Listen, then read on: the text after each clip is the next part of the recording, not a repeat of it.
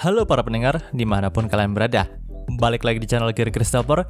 Oke, dalam video kali ini gue akan kembali membahas tentang Light Novel Otome Game volume yang ke-10. Dalam part sebelumnya, kita sudah mengetahui kalau Leon dan yang lainnya itu memutuskan untuk memasuki dungeon kedua walau hari sudah ingin malam. Yaps, di sini mereka juga tahu konsekuensinya jika tetap melanjutkan perjalanan mereka dalam dungeon kedua ini. Tapi tetap saja mereka adalah keturunan dari petualang asli, maka mereka tidak takut akan konsekuensi besar dalam petualangan kali ini. Nah, anehnya di sini si Leon itu membiarkan tim Mary, Julius, dan Angie itu masuk duluan. Seakan-akan ia menganggap kalau dia itu bisa menemukan harta karun di dungeon kedua ini dengan mudah. Tapi si Leon itu berkata kepada Angie kalau memang dia hanya nggak mau dibilang curang nantinya jika ia masuk terlebih dahulu dan mendapatkan harta karun tersebut. Mendengar alasan yang logis dari Leon membuat Angie percaya akan hal tersebut. Hingga pada akhirnya, tidak ada yang curiga lagi sama Leon. Namun sebenarnya, itu cuma alibi dari Leon aja supaya terhindar dari kecurigaan berbuat curang. Karena memang dari awal si Leon itu udah tahu tentang letak dari harta karun di dalam dungeon kedua ini. Memang, ia sudah hampir kehilangan semua ingatannya tentang game Otome ini. Tapi ia masih ingat dengan pasti letak dari harta karun dalam dungeon kedua ini. Jadi waktu semua orang sudah masuk ke dalam sana, Leon itu langsung masuk ke sebuah lorong rahasia lain di dekat pintu masuk dungeon kedua. Namun nih, si 5 pangeran idiot kita juga udah tahu tentang betapa liciknya Leon. Jadi mereka itu malah balik lagi dan memergoki Leon sedang masuk ke dalam lorong rahasia. Dan sesuai part kemarin, yaps, terjadi Temple Run di antara mereka, sehingga menimbulkan perpecahan di antara mereka juga, dan beberapa pengkhianatan yang terjadi dalam Temple Run itu. Korban pertama dari kejadian itu adalah Julius, yang mana dia dibiarin gitu aja saat hampir terkena jebakan lemparan tombak sama Jill. Lalu, ia juga dijadikan umpan sama Leon untuk menghindari pertarungan dengan beberapa skeleton. Korban kedua dari kejadian itu adalah Brad, di mana saat mereka dihadang oleh beberapa undead gelombang kedua, Jill itu sengaja menjatuhkan sabut tangan yang katanya itu berasal dari Mary. Kita tahu sendiri kan, Brad itu sangat terobsesi dengan barang-barang yang berbau Mary. Jadi waktu itu Brad pun langsung mengambil sabut tangan itu dan memarahi Jill yang menjatuhkannya. Tapi pada saat Brad itu jongkok, si Jill itu langsung jorokin Brad ke tanah dan ia pun menjadi korban kedua. Korban selanjutnya adalah Greg dan Chris yang malah diadu domba sama Jill dan Leon. Lalu pada akhirnya nih, si Jill pun menjadi korban kelicikan dari Leon yang terakhir dan Leon pun menjadi orang terakhir yang berdiri di depan pintu ruang harta. Tapi saat itu ia pun dihadapkan dengan bos ruangan harta tersebut yang katanya cukup kuat. Dalam part kali ini, panel cerita pun menyorot kepada kelompok Angie yang sudah mendapatkan informasi kalau Leon itu telah membodohi mereka dan masuk ke lorong rahasia yang mengarah kepada ruang harta. Ya tentu aja, Angie, Noel, dan Livia itu langsung kesal dong dengan perbuatan dari Leon itu. Karena kan dari awal si Leon itu ngomongnya kalau dia akan bertarung secara adil dan jujur. Tapi kok nyatanya enggak gitu. Saat itu, Claire pun langsung memimpin mereka bertiga untuk langsung mencapai tempat Leon berada. Rute jalan yang diambil oleh Claire juga merupakan rute tercepat. Dan rute itu agak memutar supaya mereka juga nggak dihadang sama beberapa undead yang ada di beberapa lorong. Di sini dengan kecepatan tinggi, Angie pun berlari menyusuri lorong tersebut. Namun saat ia melihat ke belakang, Noel pun nampak sedikit tersiksa saat mengikuti ritme lari dari Angie. Memang si Noel itu sudah cukup lama menyelesaikan masa rehabilitasinya. Tapi kekuatan fisik dari Noel itu masih belum pulih secara penuh. Ya, kita tahu sendiri si Noel juga pernah lumpuh sementara karena kejadian saat ia ditembak sama psikopat Emil. Dan sekarang ia malah disuruh lari-larian sama Angie. Memang sih walau Noel itu dalam kondisi bugarnya juga, dia itu nggak mungkin bisa menyamai ritme lari dari Angie. Ya, karena memang si Angie kan udah dilatih dari kecil untuk menjelajahi sebuah dungeon dan menjadi seorang petualang. Sementara itu Noel cuma gadis biasa yang memang memiliki darah panas aja, jadi dia tuh nggak mau diem gitu darah panas tuh. Dan dia juga nggak pernah dilatih untuk menjadi seorang petualang. Pastinya ya tenaga si Noel juga nggak ada apa-apanya dong dengan Angie. Nah, apalagi dengan Livia yang nampak lebih ngos-ngosan daripada Noel. Ya, kita tahu sendiri Livia hanya menghabiskan waktunya untuk membaca buku pengetahuan ataupun buku sihir di perpustakaan. Jadi bisa dibilang, si Livia adalah anak rumahan banget. Maka dari itu, ia pun lebih nggak tahan jika diajak lari-larian gini sama Angie. Bahkan dengan gamblangnya si Livia itu mengatakan kalau ia lebih cocok di rumah daripada berpetualang di dungeon. Melihat hal itu, Angie pun berkata dalam hatinya kalau nampaknya mereka berdua tidak akan bisa bertahan lebih lama lagi jika mereka meneruskan perjalanan ini. Jadi Angie pun sedikit memperlambat larinya dan bertanya kepada Claire kalau apakah ia bisa menemukan tempat untuk beristirahat di sini. Mendengar hal itu, Claire pun berkata dengan bosan nih, kalau memang mereka itu bisa beristirahat di sini karena tempat ini juga cukup aman dan tidak mengundang kehadiran undead. Tapi jika mereka berhenti di sini, maka mereka juga akan ketinggalan dari Leon dalam mendapatkan harta tersebut. Setelah mendengarkan perkataan tersebut, Livia dan Noel pun mulai menyandarkan diri mereka ke tembok, sambil berkata kalau seharusnya mereka itu berada di rumah aja sekarang. Mendengar keluhan dari Livia, Angie pun tertawa dan mengatakan kalau sudah ia bilang, Livia itu harus sesekali melakukan olahraga jika ia ingin kuat berlari seperti ini. Karena nih, fisik yang kuat juga bisa membantu Livia dalam menyelesaikan apapun. Mendengar hal itu, Noel pun mengutarakan pendapatnya. Kalau dia ini adalah salah seorang tersehat dalam hal fisik di Alzer. Tapi ia bahkan tidak sebanding dengan Angie yang memiliki fisik super gila. Bahkan ia juga heran dengan Leon dan Angie juga para bangsawan Horford lainnya yang bahkan gak kelelahan walau sudah berlari bermil-mil dengan perlengkapan super berat. Yaps teman-teman, mungkin kalau si Noel dan Livia itu berlari tanpa membawa perlengkapan yang berat, maka mereka berdua juga masih bisa bertahan lebih lama nih. Tapi mereka ini membawa baju besi yang cukup berat dan bahkan membawa harta karun yang beratnya juga nggak kalah sama baju besi tersebut. Maka dari itu mereka pun langsung ngos-ngosan dong. Mendengar pendapat Noel mengenai Angie yang dianggap kuat, di sini Angie pun membanggakan dirinya, lalu berkata kalau dirinya dan para bangsawan lain tidak kuat saat melakukan perjalanan ini, maka mereka tidak akan bisa disebut sebagai seorang petualang. Di sini Noel pun membuat wajah yang sedikit bermasalah dan berkata kalau hal itu sedikit aneh. Setelah beberapa saat beristirahat, mereka pun mulai melanjutkan perjalanannya kembali dengan berjalan.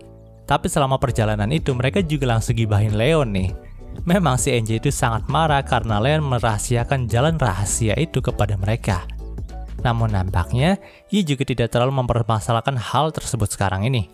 Di sini Angie pun berkata kalau Leon itu pria yang sangat merepotkan karena sudah membohongi semua orang untuk bersaing secara jujur, padahal dirinya sendiri itu malah berbuat curang gitu. Mendengar hal itu, Livia juga nampak marah kepada Leon, tapi dengan alasan yang sedikit berbeda dengan Angie. Di sini Livia itu berkata kalau Leon itu membiarkan mereka masuk duluan ke bagian dalam dungeon ini, padahal sebenarnya ruang harta dalam dungeon ini ada di dekat pintu masuk. Jadi pada akhirnya mereka itu terpaksa balik lagi ke pintu masuk kan? Yaps, di sini Livia itu marah karena ia disuruh lari-larian terus begini. Begitu juga dengan Noel yang memiliki alasan sama dengan Livia untuk marah kepada Leon. Di sini ia pun berkata, kalau Leon itu udah tahu sejak awal ruangan hartanya ada di pintu masuk, maka dia itu seharusnya memberitahu kita juga dan bukannya malah masuk ke sana sendirian. Namun hal itu juga bisa dimaklumi sih, mengingat ketiga tunangannya juga itu sudah mengetahui sikap buruk dan licik dari Leon. Mendengar ketiga tunangan Leon itu mengeluh, Claire pun nampak menikmatinya. Ya memang si AI yang satu ini lebih menyukai keributan dan konflik dibandingkan dengan situasi yang tenang ya. Di sini Claire juga berkata kalau masternya itu luar biasa. Walaupun lawannya adalah ketiga tunangannya, dia itu sama sekali nggak menahan dirinya untuk berbuat curang dan licik. Tapi di sini si Angie pun merasa senang nih ketika Leon itu udah serius melawan mereka dalam kompetisi berburu harta ini. Mendengar hal itu, Claire pun keheranan nih kenapa si Angie itu malah senang, padahal mereka semua itu udah ditipu sama Leon. Di sini Angie pun menjawab kalau hal itu nggak apa-apa karena memang selama ini si Angie itu mengira kalau Leon itu selalu melindunginya dan memperlakukannya sebagai seorang putri. Tapi sekarang pemikiran Angie mengenai hal itu pun sudah hilang. Mendengar jawaban dari Angie, Claire pun menjadi mengerti nih kalau memang si Angie itu nggak mau diperlakukan seperti itu sama Leon. Jadi ia pun memaklumi sikap Angie yang malah senang ketika Leon itu bersaing dengannya dengan serius dalam kompetisi ini. Selain percakapan tadi, di sini Noel dan Livia itu sempat menyinggung soal obat-obatan yang ada pada Claire. Tapi saat diajukan pertanyaan mengenai hal tersebut, Claire pun nggak bisa menjawabnya karena memang Lena itu mencegahnya untuk menjawab pertanyaan soal tersebut. Tapi gue itu masih belum tahu nih obat-obatan apakah yang dimaksud sama Noel dan Livia itu. Terlepas dari itu semua, saat mereka melewati lorong yang sudah dilewati oleh gerombolan Julius dan Leon, Claire itu ngomong kalau mereka akan mengambil rute lain, karena jika tidak, maka kita itu akan bertemu dengan Julius dan kawan-kawannya yang sedang kesusahan melawan undead. Mendengar hal itu, ketiga tunangan dari Leon pun nurut-nurut aja nih. Tapi waktu itu mereka juga sempat mendengar suara dari Julius yang berkata kalau dia itu tidak akan memaafkan brengsek yang menjadikannya umpan monster itu. Setelah itu, mereka pun sampai di sebuah lorong arah kiri yang membeku. Di sini Livia pun bertanya kalau apakah dalam lorong ini ada jebakan. Karena memang menurut pengalamannya nih, jika sebuah lorong itu diblokir, maka ada sesuatu yang berbahaya di belakangnya. Mendengar hal itu, Claire pun berkata kalau tidak ada hal yang aneh di dalam lorong itu. Di dalamnya hanya ada Jill yang memang sengaja membekukan lorong tersebut, jadi mereka itu nggak perlu mengkhawatirkannya. Mendengar hal itu, Noel pun bertanya mengapa Jill melakukan hal itu. Di sini Angie pun membuat wajah yang sedikit bermasalah dan nampak sudah tahu tentang apa yang terjadi. Lalu ia pun menjelaskan kepada Noel kalau pastinya si Jill itu mengira lorong tersebut adalah tempat di mana ruang harta karun berada. Dan ia sengaja membekukan lorong tersebut agar tidak ada yang bisa masuk selain dirinya. Tapi ia malah berakhir di lorong buntu itu. Ya itu nggak apa-apa karena memang orang licik seperti dirinya itu pantas mendapatkan hal tersebut. Di sini Livia juga mengutarakan pendapat yang sama tentang Jill. Bahkan Livia juga menjelaskan betapa buruknya Jill yang pernah memasang bom di armor Leon supaya bisa menang dalam duel dan mencapakan wanita tunangannya demi wanita lain. Mendengarkan hal tersebut, pandangan Noel terhadap Jill pun menjadi jatuh lagi. Sebenarnya si Noel juga tahu kalau Jill adalah orang yang paling sering membuat onar kepada Mary dibandingkan 4 orang pangeran idiot lainnya. Tapi setelah mendengarkan kabar miring tentang Jill tadi, Noel pun mulai menjadi jijik ketika melihat Jill dan menganggapnya sebagai seorang pecundang. Setelah itu mereka bertiga pun sampai di tempat ruangan harta tersimpan. Namun, mereka pun dibuat kaget nih ketika pintu ruangan tersebut terbuka lebar dan Leon sedang menghadapi monster undead berjubah dan bertangan emas di sana, yang nampak seperti bos monster yang menjadi penjaga ruangan harta tersebut. Tentu aja ketiga tunangan dari Leon pun langsung menghampirinya dan membantunya untuk melawan monster tersebut. Di sini Livia pun menanyakan kalau apakah Leon itu terluka atau tidak. Leon pun menjawab kalau dirinya itu nggak apa-apa. Sementara itu Noel pun bertanya apakah Leon itu bisa menang melawan bos monster ini. Mendengar pertanyaan itu Leon pun diam sejenak karena memang bos monster ini adalah monster baru yang ia lihat. Dan selama bermain game Otome ini, ia tidak pernah melihat monster seperti ini. Bahkan ruangan hartanya juga nampak berbeda jika dibandingkan dengan gamenya. Saat ini ruangan harta itu dipenuhi dengan kilauan emas yang membentuk semua interiornya. Padahal kalau dalam gamenya, hanya akan ada sebuah kotak harta yang berisi banyak sekali koin emas di sini. Setelah itu Leon pun menjawab Noel kalau memang dia bisa menghabisi monster undead ini, tapi ia pasti membutuhkan usaha yang keras. Karena memang saat ini ia juga tidak membawa senapan andalannya yang bisa dipakai. Mendengarkan hal tersebut, Luxon pun berkata dengan nada yang bersalah kalau dia tadinya sudah merekomendasikan Leon untuk membawa senjatanya itu. Tapi Leon itu tidak mempercayainya. Di sini Leon pun mendecikkan lidahnya dan berkata kalau dia itu nggak tahu keadaannya akan menjadi seperti ini. Jadi ia meninggalkan senjatanya itu di rumah. Saat itu bos monster undead itu pun langsung menyerang mereka dengan kecepatan yang luar biasa. Tapi si Angie itu nggak membiarkan monster itu melukai mereka. Jadi ia pun langsung mengarahkan senjatanya dan menembak monster itu dengan peluru ajaib yang masih ia miliki. Monster itu pun terkena tembakan dari Angie dan membuatnya terluka. Tapi nampaknya monster undead yang satu ini benar-benar spesial teman-teman. Biasanya satu peluru aja sudah cukup menjadikan monster itu menjadi abu. Namun, nampaknya itu nggak berlaku bagi monster ini. Walaupun ia sudah terkena tembakan dari peluru ajaib ini, tapi dia tidak menjadi debu, bahkan bergerak lebih cepat lagi untuk menyerang mereka. Melihat hal itu, Leon pun langsung melemparkan sebuah bom yang berisi air suci kepada monster itu.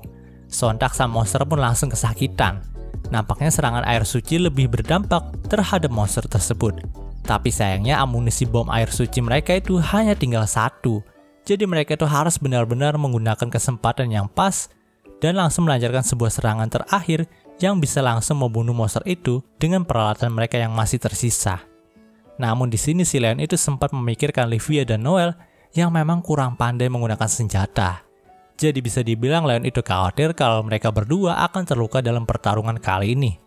Kan kalau Angie sih udah memang terbukti kuat gitu, bahkan Leon juga sudah mengakui kekuatan dari Angie tersebut.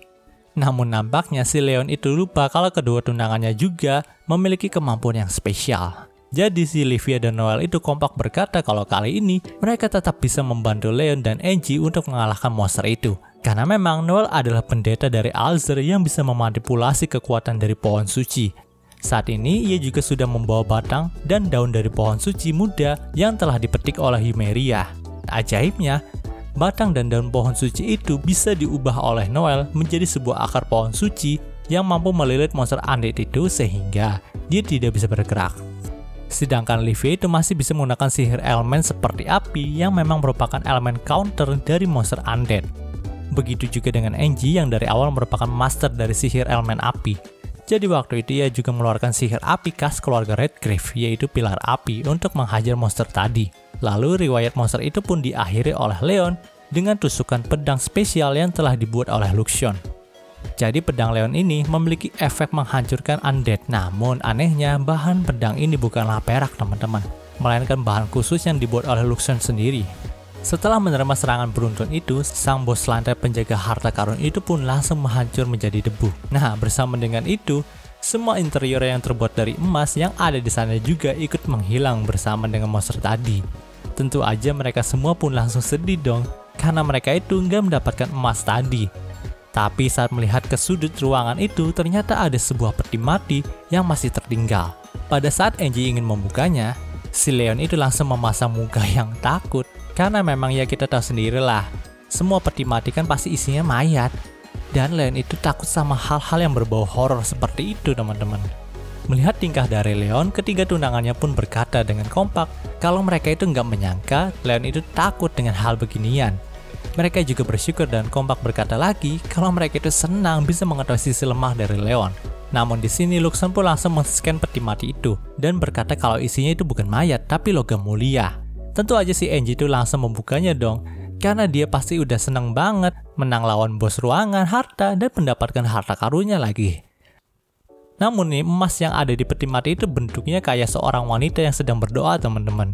Di sini Leon pun langsung kengerian karena ia tahu bos tadi itu memiliki kemampuan untuk mengubah sesuatu menjadi emas. Jadi ada kemungkinan bos ruangan tadi juga bisa mengubah seorang manusia menjadi emas. Dan itu berarti yang ada di sini adalah mayat seorang wanita dan bukannya logam mulia asli. Di sini semua tunangan Leon pun langsung menertawainya. Sementara Luxion pun memberitahu Leon lagi kalau ini adalah emas murni dan bukannya mayat manusia. Mendengar penjelasan dari Luxion membuat Leon sedikit tenang, tapi nampaknya ia masih malu karena ditertawai oleh ketiga tunangannya. Setelah beberapa saat, 5 pangeran idiot kita juga datang ke ruangan harta itu dengan muka yang kesal. Yaps, tampaknya mereka itu ingin membalas dendam kepada Leon karena telah menipu mereka dan menjebak mereka untuk melawan monster. Tapi di sini Julius, Brad, Chris, dan Greg itu juga ingin membalas dendam kepada Jill karena sebagian besar kesialan mereka juga direncanakan oleh si Jill yang lecek itu. Jadi pada akhirnya mereka berenam pun langsung gulat dan adu jotos satu sama lain di sana. Angie yang melihat pertarungan itu pun hanya bisa berkata kalau mereka itu seperti anak-anak. Tapi si Luxion itu berkomentar kalau dia bertaruh kepada masternya dalam pertarungan itu. Melihat Luxion yang tidak membantunya sama sekali, Leon pun berkata kalau ia akan membalas Luxion suatu hari nanti. Dan cerita di part ini pun berakhir. Oke, mungkin segitu pembahasan dari Light Novel Otome Game Volume 10 kali ini. Jika kalian suka video ini, jangan lupa untuk like, komen, dan juga subscribe ya, dan juga share agar gue lebih semangat lagi dalam membuat video dalam channel ini. Terima kasih telah menonton sampai detik ini. Gue Gary Christopher, signing off.